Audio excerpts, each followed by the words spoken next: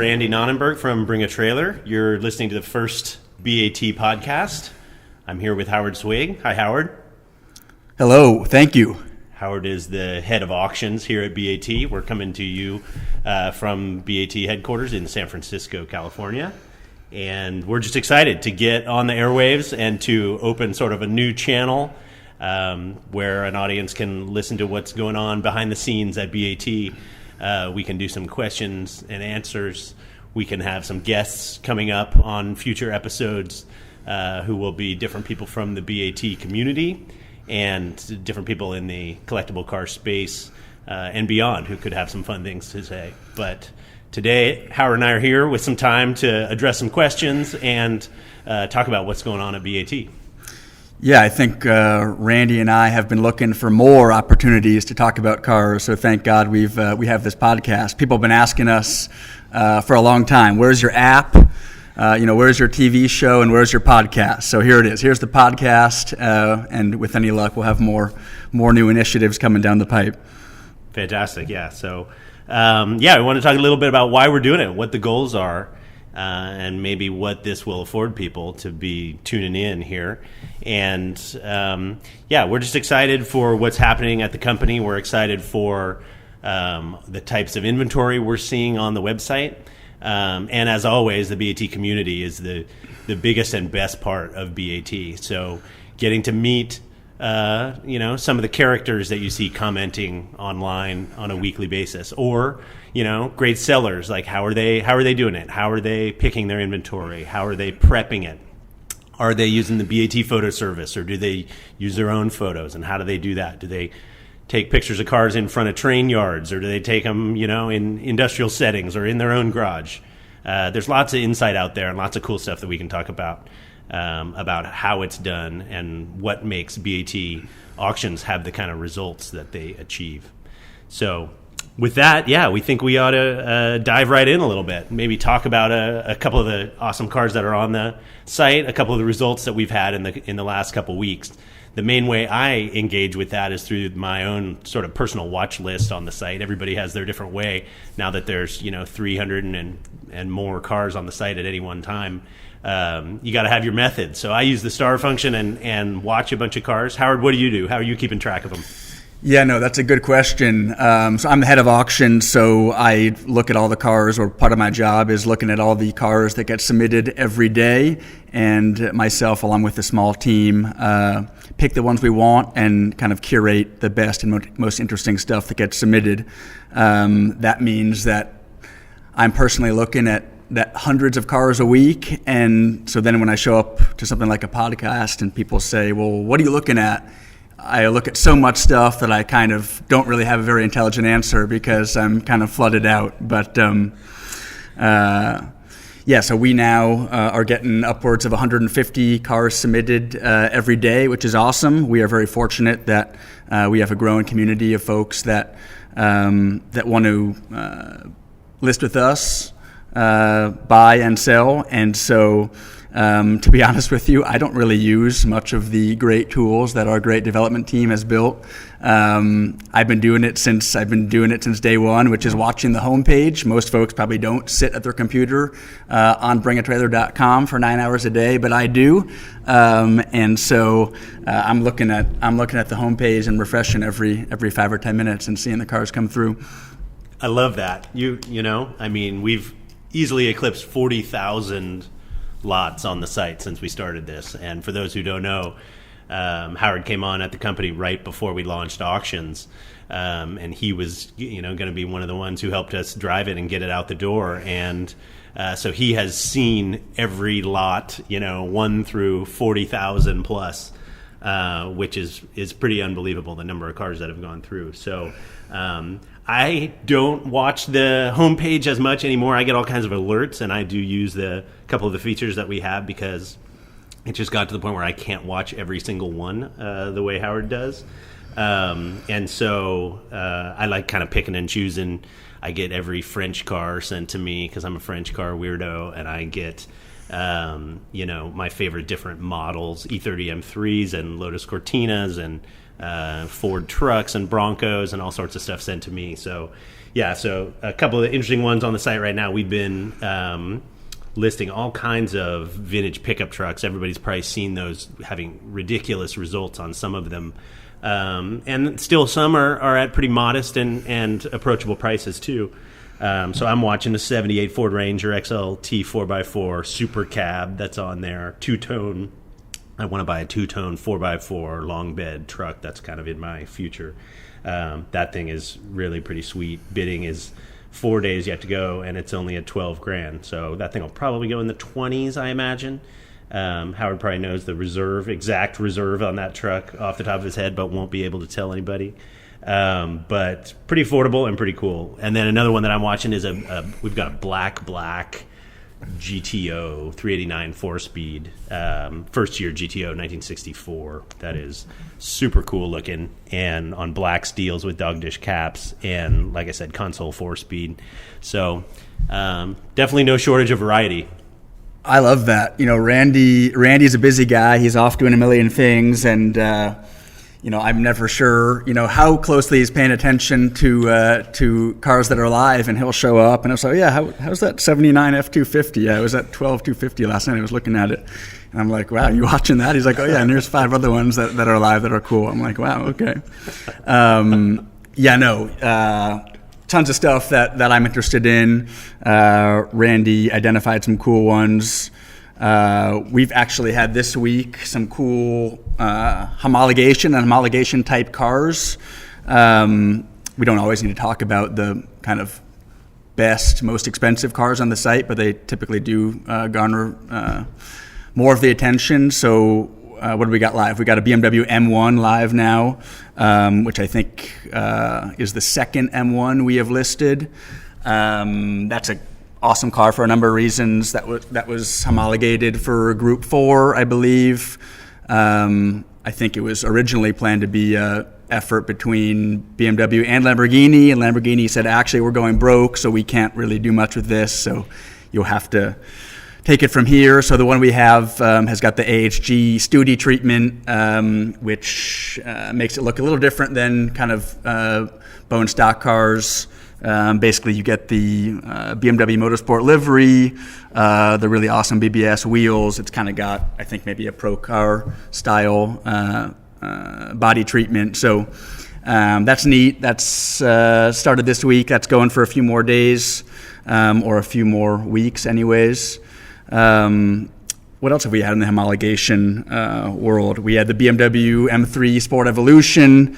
That was a Group A homologation car that actually has the title now for highest selling M3. We had a low mile kind of stock car that did 250. The Sport Evolution closed last week at 255, 56, I think. That was a super awesome example. Great seller, was really the one to have, had low mileage. That's just not a car you see ever. Speaking of Group A, if we're really going to nerd out, this car ended a few weeks ago, but I loved it. It was a Volvo 242 turbo flat hood. Yes. Which to most people just looks like a Volvo 242, and you're like, who cares? But that was like really, really cool, and a car that you will never ever see out in the wild. So I was getting pretty excited about that. We should pull that one up. What was the result on that one? $20,000 bucks. I don't know if it was no reserve or not, but it was differentiated by the flat hood. Like, it's still an automatic transmission, so most people look at that and say, why is that special? But the people who know, and you guys are out there, I know you're out there, 242 turbo flat hood. For sure. How are we not talking about the Jeff Gordon NASCAR yet? I think that one, I mean, forget homologation. Let's talk about actual Bristol laps. Like, what was the story with that one?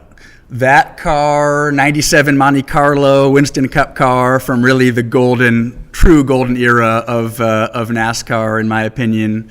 That's like one of the most classic ones, right? Jeff Gordon, neon number 24. That was Rainbow Warriors, man. I mean, look at it. Number 24 looks so good. That's a car, right? Like, if you took the paint and the stickers off of it, it wouldn't be that exciting, but that's the car. That was a Gordon championship winning car.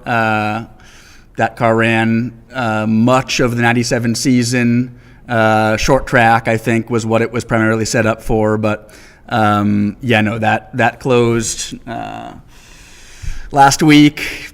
Brought $155,000 odd, and that's really find another one. I don't know what you're going to do with it. I wouldn't say it's a paperweight. You could fit those out for road course racing and do some vintage events with it. But if you're a '90s Jeff Gordon NASCAR fan, that is really the one to have. Unbelievable. That thing was fun to watch, and I loved seeing some of the footage of it back in the day on those tracks. But that one highlights for me what I think is actually a good question, and it's kind of fun to hash through questions that we get all the time. And one of them that has evolved over the years is, what is a BAT car, right? Like BAT, people used to think maybe in the early days it was Alphas and Porsches, or maybe it was, Randy's weirdo 4x4 obsession, or, what kind of stuff made something a BAT car. And so I think it's super cool that Howard has just listed off pretty much off the top of his head, like a bunch of out there, interesting, everything from a flat hood Volvo with an automatic to Jeff Gordon's, car that he's in the pits with. That sort of variety has always been a calling card of BAT, right? There's lots of ways to go to a car club or event, or go to, other, deep forum websites, or even sales channels that are like kind of, one flavor. And BAT, something that I'm proud of what our team has done and built, is the ability to have this sort of crazy variety that still makes it, a decade later, my favorite email that I open in the morning, just because you could get Jeff Gordon's car, or you could get, a Honda CT70, that's going to sell for $3,500. Yeah, absolutely. That's what's so awesome about our community, is just the variety and taste. There's guys out there, they have a, in the wrapper 200-mile Ford Fairmount, but they also have, a AC Cobra and other stuff. I think what we see every week on BAT is, high quality doesn't have to mean high price. And I think that, everyone that submits cars to us is keenly aware of that. And our staff here are definitely enthusiasts, and we love pouring through all this stuff. And, so we're going to pull up some auctions here and see what we're looking at. But that variety is special.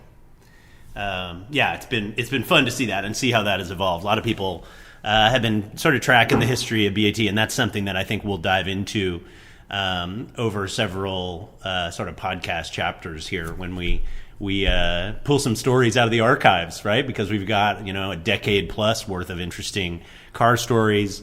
The different things that have won the stories of the year have evolved, and the different characters that we see and hear from on the website through commenting or through buying and selling. There's just such a rich sort of well to draw from of all these sort of different stories. So we've got ideas, and we're excited about what the next chapters could hold. So we will engage you in that as well. We're super excited. At the end of this show, we'll give you some contact info, and you guys could send in, if you have questions, stuff you want to hear about, people you want us to go root out and find out, mysterious characters that are dive bombing the BAT comments, and who are they and where are they, and Kyle K and mysterious folks that we need to dig out of the comment streams, and maybe be able to have a conversation with them. We think that would be really fun, right? And add some texture to that, and obviously post that on the site for all to see and to share. So that'll be a good time. Some of that, looking back into the history, makes me think, and can make Howard think as well, of sort of where BAT came from. That's one of the most common questions that we get. And so we think here on the very first podcast, it may be good to let people know where it's come from. It hasn't always been 350 auctions, jamming through every work week. It has evolved quite a bit. And I can obviously share from the very early days of, picking the name and the URL and turning on the WordPress blog to start talking about cars that I was finding and writing about. And that was our first couple of years. That was 2007. So amazingly, it's been many years since then as we enter into 2021. And yeah, the early posts are all still there. You can go back to the very first BAT post, and it's very amateurish, just sort of writing about some cars on Craigslist. And I went and looked at an Austin Healey here in San Francisco, and then got home and decided I wasn't going to buy it. It was on 4 flat tires, but decided, wow, this would be kind of a cool first one to write about in a blog format and steer people to, so maybe someone else will buy it. And that's how BAT started, trying to write one of those a day. But we knew that we were onto something when people started to gather and the comments section started to develop. So Howard, maybe it'd be interesting to hear from you in terms of how you think the comment stream has evolved and is similar and maybe different in some ways than it was back in the day. Yeah, no. So I was a follower of BAT since the early days. While Randy was holding down his day job and doing BAT in the middle of the night, I was living it up at University of Michigan in college, and finally found my way to BAT in 2014 in the pre-auction days when we were still doing BAT exclusives, which provided the basic framework for what auction listings would become, but those were basically fixed price classified ads that were exclusive to the BAT platform, where Randy would field all these inquiries from folks that wanted to list their car. He would post a BAT exclusive every morning, sometimes multiple per day. Most often within the first, call it 1 or 2 hours, you'd have upwards of 25 or 30 people that said, this car is awesome, I'm ready to buy it at the asking price.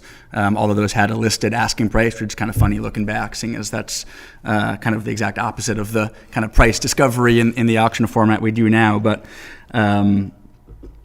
that worked really well to a degree, but I think it was also pretty clunky for us and also for the seller, right? Who's like, well, I got 20 people want to buy my car. How do I pick the right one? Who do I, hey, Randy, hey, Howard, how do I navigate this? I don't want to upset people that want my car, but, I can only sell it to one. So Randy and Gentry, his co-founder, had the bright idea that that worked pretty well, but there was a better way, and that better way was to build an auction platform,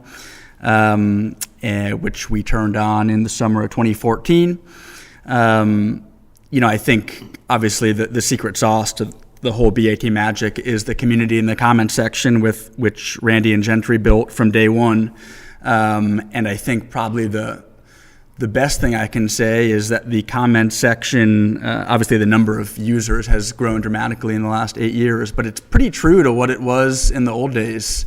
You still have all that very genuine and authentic sharing of knowledge and experience, even on auction number 42,000 that you had, in 2008, 9, 10. Yeah, people ask all the time, how does the comments section sort of stay productive and stay interesting and have the level of expertise that it does, right? There's a lot of people out there that I realized very early on, they were going to know way more than me about some Italian or French car or some hands-on experience that they had. So figuring out how to throw the door open to those folks. And yet, when you throw the doors open, you get all sorts of crazies that can come in as well. And so how do you craft that and encourage the positive behavior? That's something that we get asked all the time. And honestly, I think for whatever reason, I think it was the mix of cars at the beginning, right? We didn't do a lot of, running people out of town. We didn't really have to. It was just sort of the subject matter, the type of subject matter, whether it's Datsun 510s, right? Like all the Datsun 510 folks would see a cool car and tell their friends, and they'd all kind of dive bomb in a way that it was them, but they also knew that there were non-Datsun people there. So it became this sort of interesting discussion, and yet not veering off into what sort of forums felt like, which was this like way out into left field sort of discussion that would go off topic and that sort of stuff. So for whatever reason, it sort of gelled in a way, and this was 2008, 9, 10 as the community was really building. that just became a really cool place. And I think that's one of the things that we're proudest of, is that the comment section on a listing is still super cool, and people want to get to the facts. People want to get to accuracy. People want to share their experience with some oddball make or model. And they want to root out falsehoods, right? I mean, that's one of the most important things that always sketched me out going to big auctions and stuff, is like there's some auctioneer up there saying all sorts of stuff, and then you look in the catalog and it says, we're not responsible for anything we say because we have no idea. So there's just there was so much insecurity and questioning of what was being stated, and maybe sometimes still is, right? There's cars where you got to kind of wonder, and when those show up on BAT, that can show up on BAT as well. But the comments section over 7 days, the way that it roots out the minutia is just it's really amazing from a buyer perspective to sit back and watch, and then that's why the bids at the last day, people kind of know what they need to know. Yeah, I agree with all that. Cars are this wonderful unifying interest that people from all walks of life can come together, and you really see it happening on BAT. I think the auction platform adds a different dynamic, or it adds the dynamic of what was already in place in the early days. I mean, you've got all these cars. A given car, it's a lot of people are going to bid on it and someone's going to buy it. And the fact that you've got the shot clock and it's for sale for 7 days, I think, as Randy pointed out, really focuses the conversation, and people do want to get down to it. And, some people are there to share stories, and other people are there to, share their knowledge and specifically what they see about a particular car. But the market dynamic, I think, as kind of a guiding force is really neat to see play out. And each auction is really this living, breathing, dynamic thing for the 7-day auction, which you don't really get anywhere else. Yep, and I love it. And that now has evolved and into just sort of an interesting aspect of BAT, which is the permanence. Right, that was always something that I never liked about eBay listings, how they get kind of cleansed out of there in 30 or 60 days. And you go looking for that car and you're like, what did that sell for? What did that Blazer sell for? Or what did that GTI sell for? And you go back and it's long gone. There's no way to find it. And on some level, I think that's true at some of the other sort of digital outlets and marketplaces. For sure true on sort of Wild West marketplaces like Craigslist and elsewhere, where you can never use them as reference. And this isn't something that we planned for, right? I mean, it wasn't Howard and I, over lunch in 2014 saying, you know what, people are going to use it for research. That's going to be great. It's like a byproduct almost, right? And so now, I was looking at 914.6s. I'll pull that up. We have so many just like archived auctions of all these results, and you can track them, and you can track the VIN, and you know where it was. And we've had a couple cars now that I think have been listed 3 and 4 times on BAT in the last 5 or 6+ years that we've been having auctions, and trackability of that is super interesting. So the research side wasn't something that we set out to build, but it's another one of those, kind of like the community and the way it has evolved in events, which we'll get to and talk about, of just a cool byproduct of the way that the permanence has all the auctions there on the site. And isn't it funny in this day and age when there's so much information available at your fingertips, and a quick search can find you more than you can ever possibly read in your lifetime?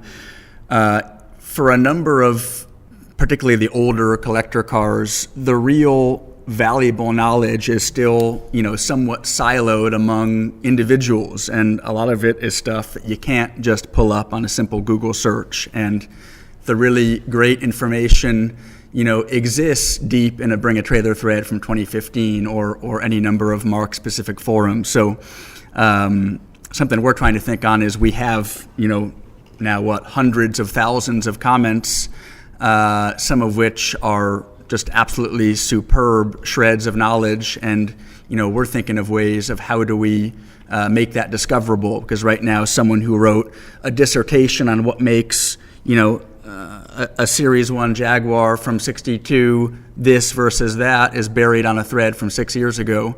And I can probably find it because I watched that auction and I probably wrote it. But most people can't. So we're always thinking on ways on how we, the richness of content on BAT becomes more and more every single day. And making that an easy-to-use resource is top of mind for us. Yeah, I love thinking about that stuff. But there have been many conversations that have been fun to watch. But yeah, they do get swept up in the current of hundreds of cars every single week. You said hundreds of thousands of comments. It's actually millions, right? I think we hit 5 million comments on the site in December, and we're jamming towards 6 million. So the liveliness of the threads on BAT is ongoing. Getting back to that 914 thing that I said, yeah, we've listed, and there are now 198 results on the Porsche 914 page. That's just one model. And just it's so fun to look back and see how we built something where there's a permanence to that, and you can see all those results. You can go into every one of those threads, like Howard's talking about, to go either find a conversation or find, did that car have rust, and does mine have rust, or is the one that I'm looking at, what do I need to look for? Almost 200. Actually, our 199th 914 is on the site right now. And 28 of those are 914.6, factory 914.6 cars, not swaps. And looking at those and using them either, frankly, for research or just window shopping. I mean, it's scrolling through them. You got flared cars, you got every color of the rainbow, and it's cool to see the ones that are there historically, and it's cool just to jog your memory. If you've been on BAT for a while, obviously we are way out on the edge of that curve, but even if you've been on BAT for a couple of months or a couple of years, you can pretty easily go back and jog your memory on a car that either brought you to BAT or was exciting at some point. And people ask, well, what's the future of the collector car market and industry and all that? And Randy said we've listed 199 914s. We've listed, I'm pulling it up now, 276 Alpha GTVs. Similar number of 2002s and 510s and all these sorts of cars. And even on the 300th auction listing, you still have a rabid comment section with 100+ comments, even though all of these people have looked at 300 other of these on BAT in the past, and that's great because each car has its own character, and someone modified it or restored it in their own way, and there's a lot to talk about on the next one, just as there were on the last 200. So that's anecdotally, that to me always tells me that this world is alive and well. Yeah, absolutely. And to think how many 914s were built, right? I mean, we're like, oh wow, we've listed 200 of them, right? I mean, how many thousands of these things did they build? And granted, even if 70% of them rusted away or were crashed or rolled or smashed or whatever, or long gone, the remaining cars that are out there, and particularly the good ones that we like to accept on BAT, and try to feature, sort of the best of the best. The supply that is out there, there's so many more that are yet to be found. People, sometimes are like, oh, what's the future going to hold? Like, are you guys going to hit a ceiling? And there's, you've listed all the cars, or it's all dried up, and we're like, it's not even close. Like, we really genuinely feel that we're just scratching the surface when it comes to how many cars are moving around. And there's so many yet to be discovered. And then, what we really are seeing, this dynamic of once a car's been on BAT, that it also tends to come back, right? So these 200 that have already gone through the system, like, we may see some of those again in coming weeks, and we may expand to all sorts of new ones that we didn't know existed. Thankfully, there's still people out there that are, restoring them, pulling bad ones and turning them into good ones, or discovering neglected ones that need to be sold on to a new owner. So all different sorts of flavors. But Howard's exactly right. The future of BAT and what's going to be on the website, we think, is very secure and is exciting to see how many more cars we're going to be able to feature.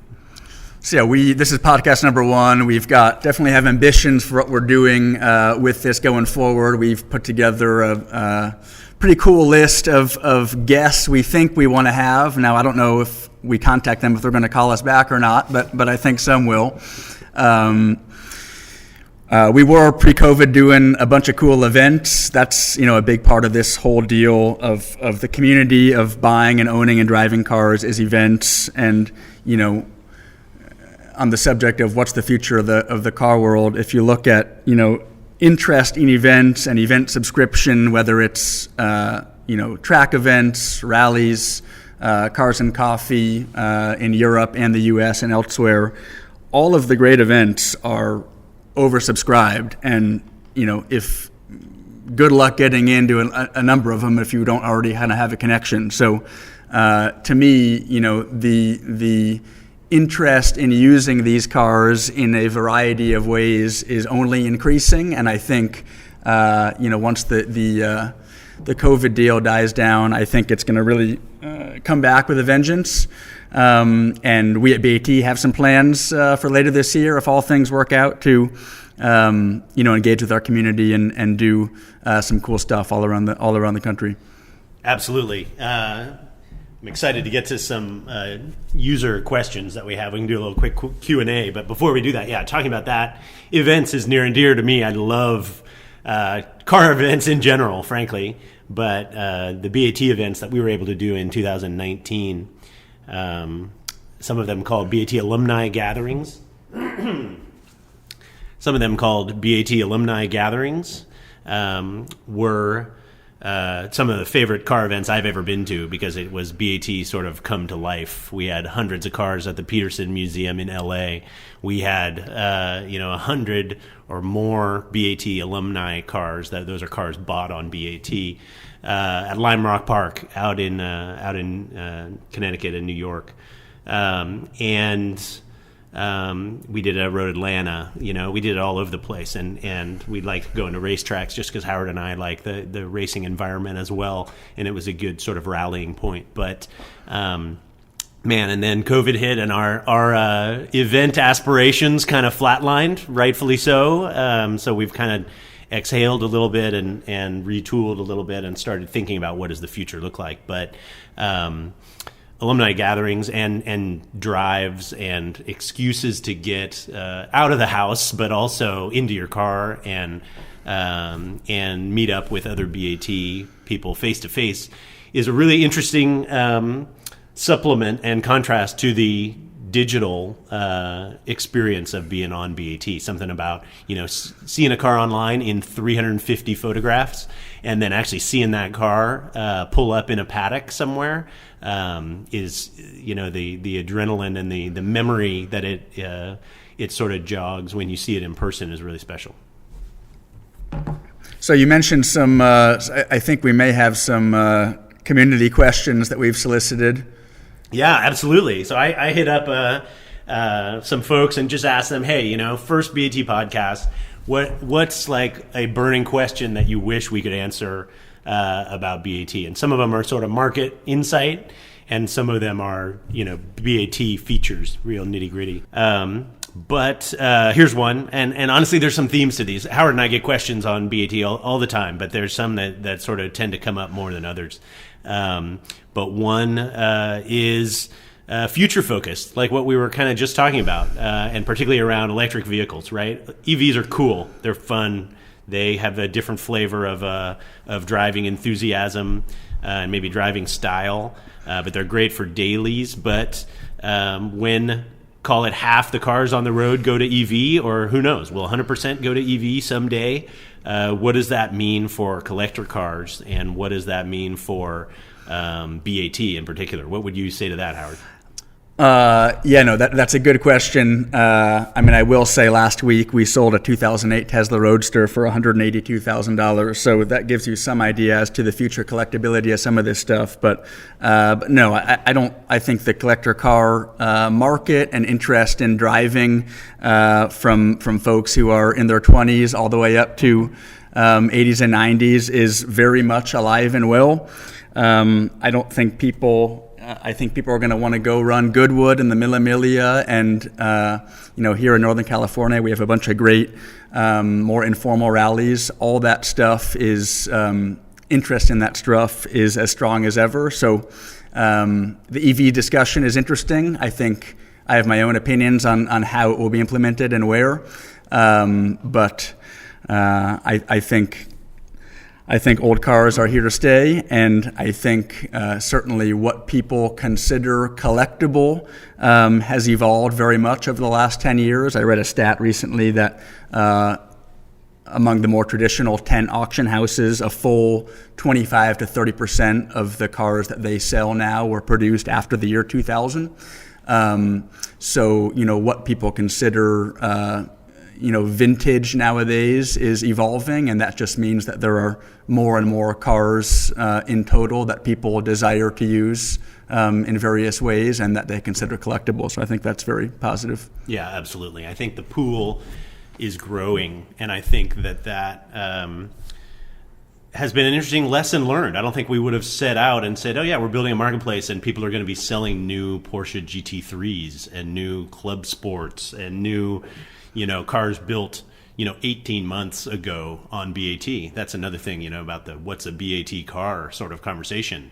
My answer early on at BAT was, more language like vintage and classic and that sort of stuff, right? And that has evolved into more enthusiast and collector, because it's like, for some enthusiasts, they want the latest, greatest thing, right? Or they want to let some of the depreciation happen on a supercar and buy it 2 years old. And we're like an amazing place to be able to do that and have it transact based on the fee structure, probably much cheaper than you would at a dealer or another large auction house. So, we never set out, I don't think, to build a marketplace or even a community based around more modern enthusiast cars. But it turns out, some of the car companies are producing some interesting stuff, right? They haven't all totally thrown in the towel in terms of, just general purpose type stuff. There's some interesting cars coming out of factories today that'll probably be on BAT in the next couple of years, which is pretty cool to think about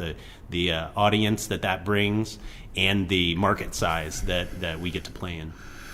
Yeah, and there are so many ever-increasing underworlds within the car community. I mean, if you think you're a car guy or gal and you're pretty plugged in, I guarantee you there are pockets of enthusiasts that you don't even know exist. I mean, guys that are, into the most collector-grade Isuzu Vehicross Ironman Edition 6-speed. I mean, we've listed a few of them, and, there are 15 or 20 people out there that are dying to have that car with under 200,000 or 2,000 miles on it. I mean, that, for some people, is a holy grail of sorts. The Honda Element people have found you, too, right? Totally. I mean, all these people. No, Honda Element's like way too mainstream. But the beauty of that is BAT remains a place where it's a very large sandbox, and all of those kind of sub communities and car affinity groups kind of are under that one tent, and I think that's pretty neat. Mm-hmm. Totally. Here's a funny question from Steve V. He says, and maybe we can answer this literally or maybe figuratively if neither of us want this from the literal sense. He says, kind of tongue-in-cheek, if graves were bigger, what car do you guys want to be buried in? Which is kind of off-color and kind of funny, but I think he means, like, what's the one, right? And probably that you have that you're, like, never going to let go of is effectively how I read that. And so I think for me, that's a car that's been here in the BAT HQ for a good while. And that's my green 1975 Land Cruiser FJ40, which is a replica of what I drove to high school, sort of my gloriest of glory years, junior and or sophomore and junior year of high school before I sold it and got a 65 Mustang Fastback. But FJ40s are that one for me. What's the one for you, Howard? Yeah, I think Randy and I were both fortunate enough to grow up with dads who were really into the car scene, and I think both our dads were similar in the sense that they liked the big American stuff from the 50s and 60s, but they also liked the small displacement European sports cars, and Randy and I both were exposed to all of that stuff. So my car I would never let go is a 1960 Alfa Romeo Giulietta Zagato, which kind of looks like an SZ, but was actually a Giulietta Spider that was rebodied in 1960.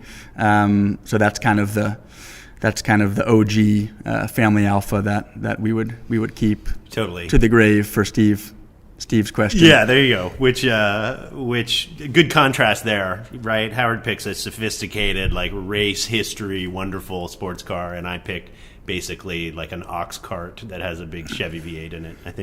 I think good little contrast, yin and yang there.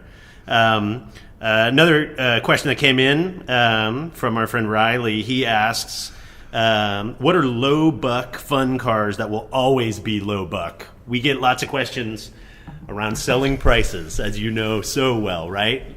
Datsun 510s were on BAT back in the day for $8,900. You get a two-door Datsun 510 that had all the right mods, and now that car is $35,000.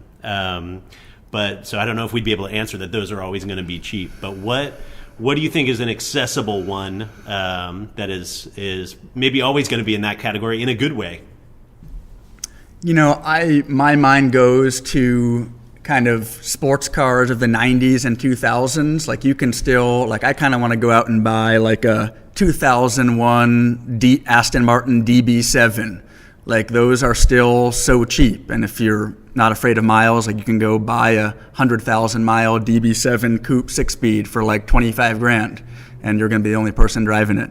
Part of me kind of wants to go buy like a 2004 Z06. People listening to this that might know me are like, who is this guy? I don't think that's true, but no, it is. This is a semi-recent interest of mine, but cars that had a high production rate in that period, I think will stay very affordable for a long period of time, at least the next several years, and they're out there. Yeah, absolutely. Those are good choices. My mind goes to, maybe a little bit more vintage-minded, like what from old cars are good enough that they're worth talking about, but are, easygoing enough that they're not going to be, running away from us in terms of pricing. And Lotus Eclat is not where you're going with no, this? No, I'm probably not headed there if any of those run. But, I actually think, I don't know if it's a cliche answer based on the fact that they made millions and millions of them, but I actually think air-cooled VWs are, they've always been an entry-level car for a reason, and they kind of still are, right? I mean, you can still go on Craigslist and find a pretty nice, shined-up early Beetle for $11,000, right? And sure, it used to be $2,000, but the world has moved on from pricing from 40 years ago, right? So, still pretty accessible, and I think of some things now in terms of sort of family, right? Like my dad helped me figure out cars, and so I've got a kid that I would love to have playing around with cars and thinking about what's an easy entry and an inexpensive entry, right? Am I going to buy him a $90,000 Blazer with an LS1 in it? Probably not. Am I going to buy him a $8,000 or $10,000 car, or buy me one of those so we can spend some time in it together? I think that's sort of an interesting world to get into that is still vibrant. People are still restoring them. There's a bunch of them out there. There's parts everywhere.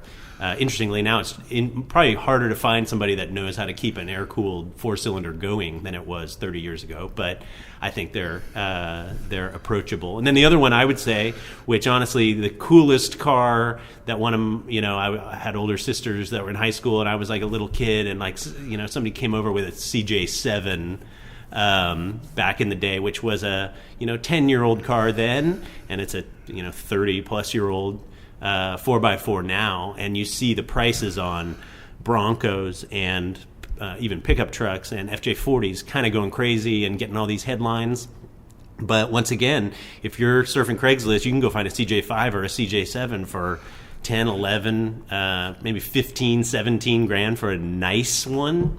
I mean, that the experience of driving those is so different than, driving so many modern cars. Actually the shifter on one of those that goes, 24 inches between from gear to gear is just such a cool vintage experience. So anyway, I think those are a couple models, and then Howard picked a couple models. I think those are some interesting cars that are sort of steady in value, or may even continue to decline a little bit and be approachable. And that's something that I really think is cool on BAT. We monitor all the stats behind the scenes, obviously, average prices, and, wow, this E30 M3 sold for six figures, and that stuff grabs the headlines sometimes. But if you look, 60 or 70 cars going through every single day, and you look at the cars between $5,000 and $20,000, you start looking through some of those. They're really interesting. They're really cool. And I've always been somebody that is, instead of, looking at buying a $100K car, you'd go buy, five $20,000 cars to see how much trouble you can bring to your life. And they're fun to see that there are still so many that are approachable.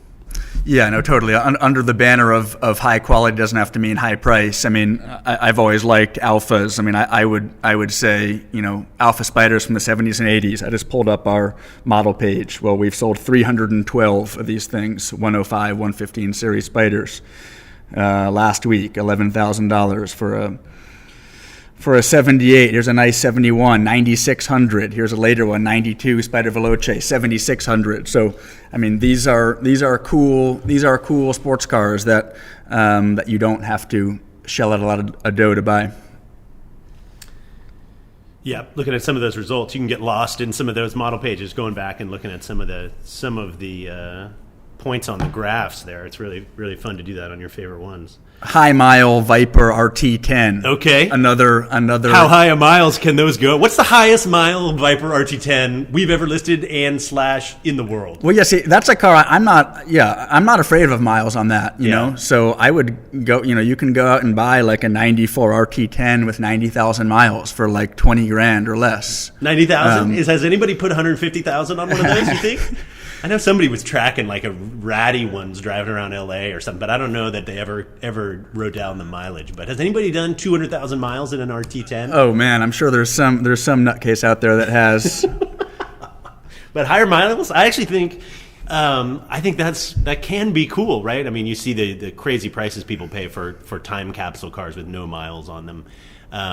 But somebody asked me at a car event one time, right, like, oh no, well, you'd want to avoid that feature, you'd want to avoid miles or whatever else. And I was like, man, if you got, $12,000 in your pocket to go buy an interesting car, like, go look for high miles, go look for, things that people don't want. Go buy a right-hand drive Sprite instead of a left-hand drive Sprite, because you'll get a 30 or 40% discount on cars like that when you buy them in the US. And is it quirky and weird? Is there kind of a reason people don't want them? Sure, probably. But does that give you an entry point into a car that maybe you wouldn't, like, maybe you can get a Healy instead of getting an MGA if you pick like weird colors and right-hand drive, right?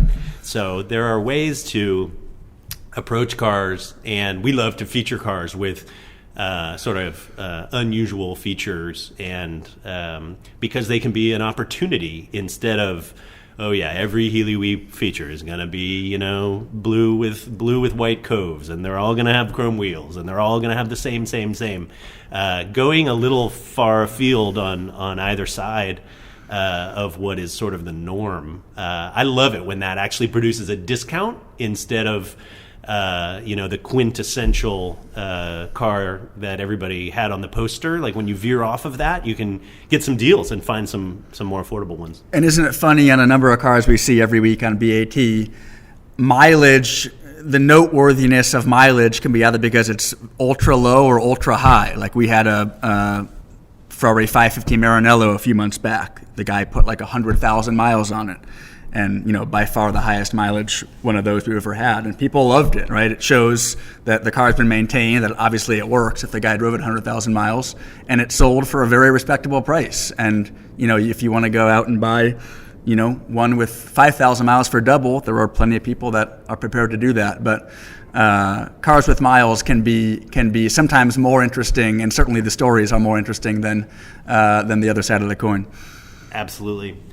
Well, that pretty much wraps it up for today. I think we're going to call it about there. We've got a lot more to talk about. I think Howard and I could go on here for a couple more hours if we wanted to, talking about listings we've had, talking about listings we hope to have, and talking about different parts of the whole BAT experience. So I think the bottom line here is it's fun to talk about this stuff. It's fun to see everybody interact on BAT. We're excited to see how this podcast can evolve and how people can give us feedback in terms of what you'd want to see or hear. We're going to do that through a dedicated email, podcast@bringatrailer.com. If you got any questions or thoughts or suggestions, hit us up there, and we will do our best to incorporate those into future episodes. And we'll post this on the site and certainly get some discussion and feedback there. So you can also watch for it on the site and all the normal distribution channels. So thanks for joining us today. Howard, thanks for being here. Thank you for having me. I hope you'll invite me back. Yeah, are you kidding? You're going to be a staple. We need to keep this thing jamming going forth into 2021. It's going to be a good year together, and it's fun to talk about these sort of topics. So thanks everybody for joining us. We'll see you next time.